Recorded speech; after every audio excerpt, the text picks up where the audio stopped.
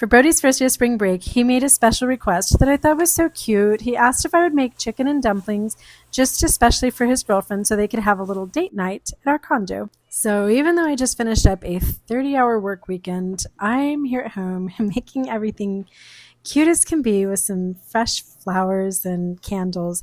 So Brody and his honey can have a candlelight double date chicken and dumplings dinner at our place. One of my secrets to super yummy chicken and dumplings is to caramelize that onion and then sweat the other veggies in your mirepoix to give it a really rich, full flavor. Since I'm not a trad wife and I'm working from home today, I have to minimize my chopping, so I always splurge for the Trader Joe's shredded carrots. Once that's all caramelized, I deglaze my pan, add all of my organic chicken broth. And at this point, the house is already smelling so good, and I haven't had time to eat anything. It's going to smell even better once I add the Trader Joe's everything but the stuffing, or is it everything but the turkey, and their 21 seasoning salute, which I absolutely cannot live without.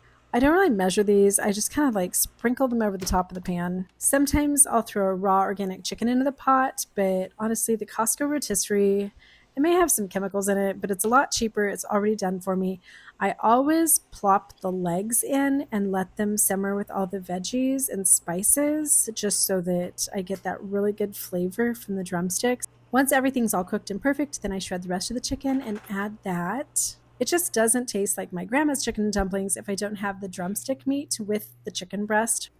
You guys know I love making fancy gourmet salads, but since I'm doing dinner for teenagers tonight, I'm just keeping it super simple because the last time Brody's friends came over for salad, they picked out all of the caramelized pecans and everything. So basic salad with ranch, but then I also have my farmer's market vinaigrette from the Fire Cider Lady, which is so healthy and so amazing.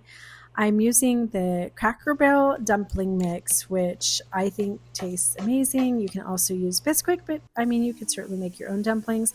I don't have time for that. I'm actually working and taking phone calls in between all of this. So Kev thought the kids would absolutely love some frozen strawberry lemonade. So he whipped up a batch of that while I chopped up this, I think it's a Crenshaw melon. Is that what it was called? One of my biggest objectives whenever I can convince my kids to sit down for an actual meal at home is to make sure that they are getting well-balanced nutrition. Fruits, veggies, protein, all the things. Looks like my sous chef has quit his kitchen job to become wait staff. I hope they tip him good. Brody's honey gave the dumplings a 10 out of 10.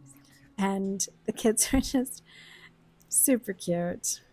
Of course, I had to eat mine in my fancy Ceramics by James bowl. We talked about hiding in our bedroom and eating our dinner down there so we could just leave the kids completely alone. But in the end, Brody gave us permission to eat at our table and just try not to talk too much. So I'm planning to eat these dumplings as quietly as I can so as not to annoy any of my little teenagers. I ended up burning my tongue anyways, so I didn't want to talk. While I turned off the candles and cleaned up the table, my sous chef turned waiter did a little dish duty for me. He's so cute.